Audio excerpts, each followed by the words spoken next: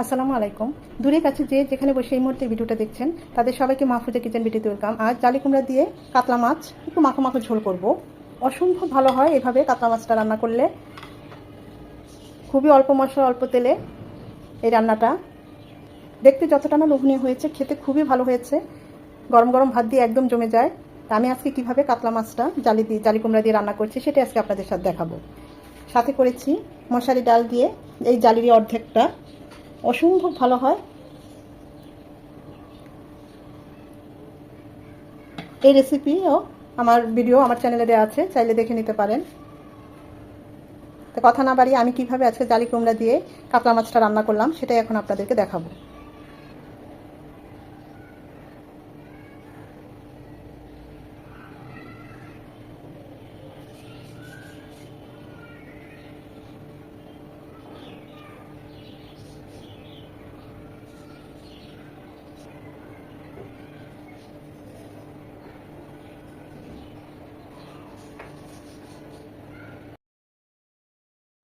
জালি কুমড়া দিয়ে এই কাতলা মাছ আজকে রান্না করব। আমরা তো এটাকে জালি কুমড়াই বলি, আর যে গোল হলুদগুলো ওগুলোকে মিষ্টি কুমড়া বলি। এটা পুরোটা নেব না, অর্ধেকটা নেব, আর অর্ধেকটা ডাল দিয়ে রান্না করব। মাত্র গাছ থেকে কেটে এনেছে, একদম তরতাজা, শুংগুলো একদম ধারালো। দেখুন কত তরতাজা জালি কুমড়াটা। কাতলা মাছ ভালোভাবে ধুয়ে কেটে, এটা বাইরে থেকেই কেটে এনেছি, মানে বাজার থেকেই কাটিয়ে এনেছি। বড় একটা কাতলা মাছ এনেছিলাম, আরও কিছু আছে, আরও 2 দিন রান্না করেছি। আজকে নিয়েছি জালি দিয়ে এই কয়েকটা পিস রান্না করব। ভালোভাবে ধুয়ে পরিষ্কার করে পানিটা ছড়িয়ে নিয়েছি। দিয়ে দিচ্ছি হলুদ গুঁড়ো, লবণ, লেবু রস,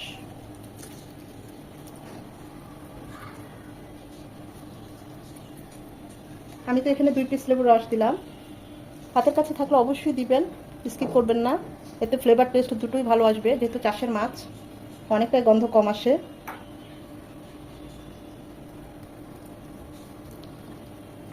জালি কুমড়াটা, পেঁয়াজ, টমেটো এগুলো কাটতে কাটতে 5-7 মিনিট এমনিই রেস্ট হয়ে যাবে, এক্সট্রা করে আর রেস্টে রাখা লাগবে না।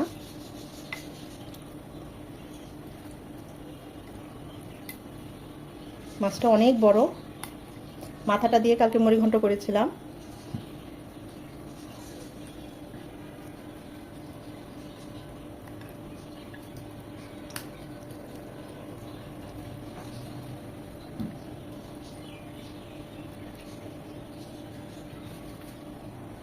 প্যানে দিয়ে দিয়েছি সয়াবিন তেল মাছগুলো ভাজার জন্য। মাছগুলো একটু, আমি তো সবসময় 1 মিনিট 1 মিনিট করে ভাজি, কিন্তু এই কাতলা মাছটা 2 মিনিট করে ভেজে নেব, মানে আর একটু ডিপ করে ভাজবো। বাকিগুলো আবার পরে দেবো। এই পিঠ 2 মিনিট, ওই পিঠ 2 মিনিট,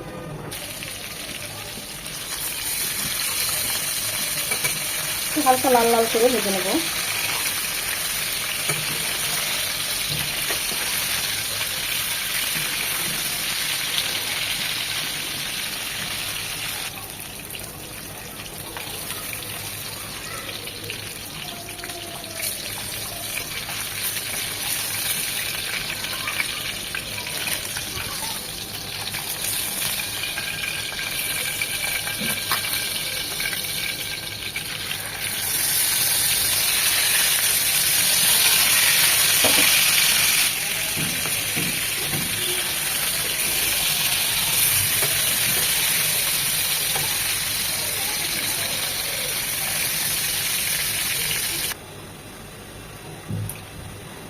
ওই তেলেই আমি জালি কুমড়াগুলো ভেজে নেব। আমি এরকম করে টুকরা করে নিয়েছি, মোটাও না বা পাতলাও না।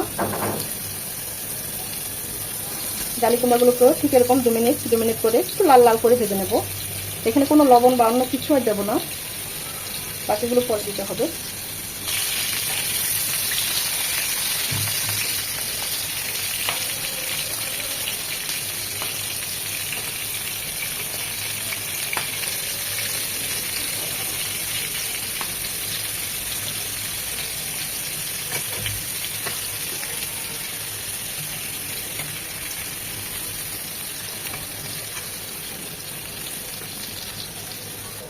এর চেয়ে বেশি ভাজবো না, এখন জালিগুলো উঠিয়ে নেব।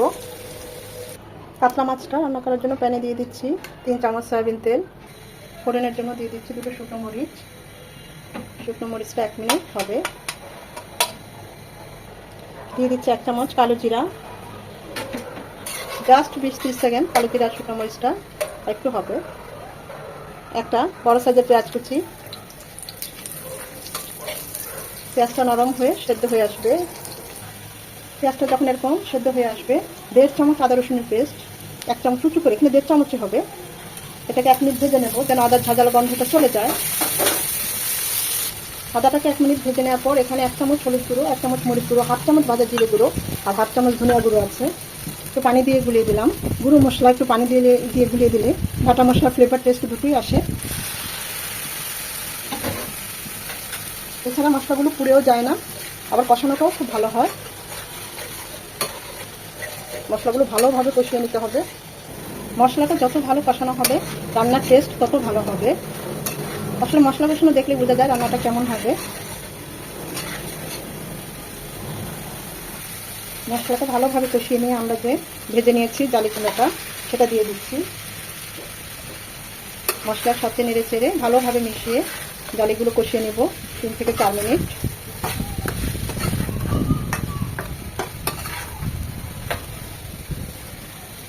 একটা টমেটো দিয়ে দিলাম, সেটা জালির সাথে কষিয়ে নেব। টমেটো কাঁচা ভাবটাও চলে যাবে, আবার কষানো হবে।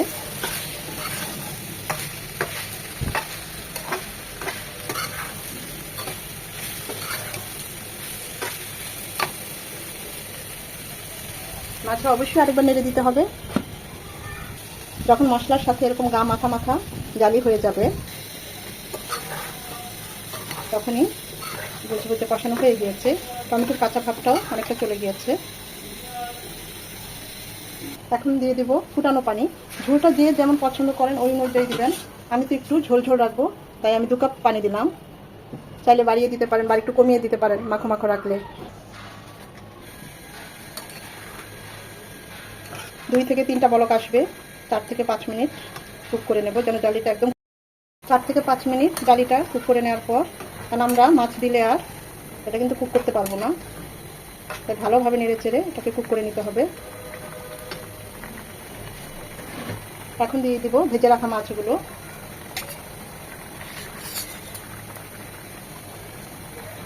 চারটা কাঁচা পাকা মরিচ আমি মাথাটা ভেঙে দিয়েছি, এতে করে কাঁচামরিচের ফ্লেভারটা বের হয়ে আসবে, কিন্তু ঝাল হবে না। যারা ঝাল পছন্দ করেন তারা মাঝখানে কেটে দিবেন। দিয়ে দিচ্ছি স্বাদ অনুযায়ী লবণ। আমি কিন্তু মাছগুলোতে লবণ দিয়েছি, তাই লবণটা বুঝে দিতে হবে, লাগলে আবার পরে দেওয়া যাবে। এখন এটা কুক হবে 8 থেকে 10 মিনিট। মাঝে অবশ্যই আরেকবার নেড়ে দিতে হবে।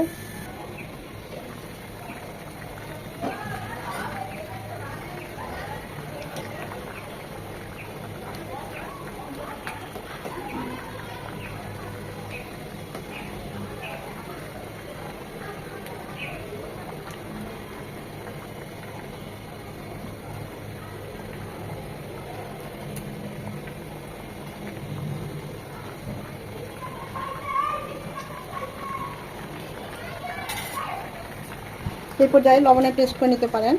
এটা হবে আরও 4 থেকে 5 মিনিট। 4-5 মিনিট আগে আমরা দিয়ে দেবো আরও 1 চামচ ভাজা জিরে গুঁড়ো। এটা অবশ্যই দিবেন, এতে করে রান্নার টেস্ট ফ্লেভার দুটোই খুব ভালো আসে। আর দিয়ে সাথে সাথে 4 থেকে 5 মিনিট ঢাকা দিয়ে রাখবেন।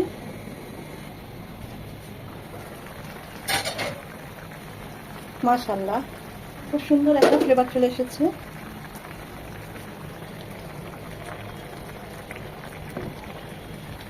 আমি তো এই মাখো মাখো ঝোলটাই রাখবো, আপনারা চাইলে আরেকটু টানিয়ে নিতে পারেন। নামানোর আগে ধনেপাতাতে চিরিয়ে নামিয়ে নেব। এখন চুলাটা অফ করে দিব।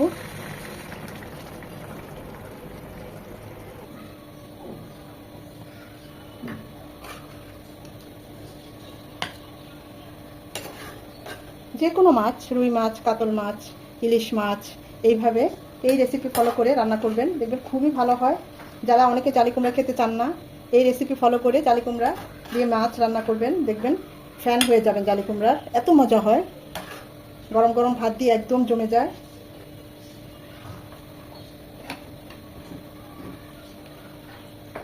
এই ঝোলটা এরকম পাতলাই হবে, গাঢ় হবে না। খুবই সিম্পল। অনেকে অনেকভাবে জালি দিয়ে মাছ রান্না করেন, আমি তো আমার মতো করেই করলাম। আশা করি আজকের এই ভিডিওটা আপনাদের ভালো লেগেছে। যদি ভালো লেগে থাকে অবশ্যই একটা লাইক দিবেন, কারণ আপনাদের একটা লাইক আমাকে পরবর্তী ভিডিও করতে উৎসাহিত করে, উদ্বুদ্ধ করে। ভিডিওটি শেয়ার করে টাইমলাইনে রেখে দিতে পারেন, যখন সময় হবে তখন দেখে নিতে পারবেন। যারা এখন আমার চ্যানেলটা সাবস্ক্রাইব করেন নাই তাদেরকে আমার রিকোয়েস্ট থাকবে, অবশ্যই চ্যানেলটা সাবস্ক্রাইব করে আমার পাশে থাকবেন। একটা লাইক তো অবশ্যই দিবেন। আর এইভাবে যদি জালে দিয়ে এরকম কাতলা মাছ, যে কোনো মাছ, রুই মাছ, ইলিশ মাছ, যে কোনো আইড় মাছ, বড় আইড় মাছ, বোয়াল মাছ রান্না করেন, আমাকে কমেন্ট করে জানাবেন কেমন হয়েছে। সাথে আরও রান্না করেছি জালি দিয়ে ডাল। এটা আমার শাশুড়িদের খুব ফেভারিট একটা রান্না, উনি প্রায় করতেন। দিয়ে দিচ্ছি বাগারের পেঁয়াজ, রসুন আর তেল। খুবই ভালো হয় এই রেসিপি, আমার চ্যানেলে দেওয়া আছে, চাইলে ভিডিওটা দেখে নিতে পারেন। এখানে ডালের পরিমাণটা একটু বেশি যায়, অনেক ভালো হয়, রুটি দিয়েও খাওয়া যায় আর গরম ভাত দিয়ে তো যাই। সবাই ভালো থাকবেন, সুস্থ থাকবেন, এই কামনায় আজকের এই ভিডিও শেষ করছি।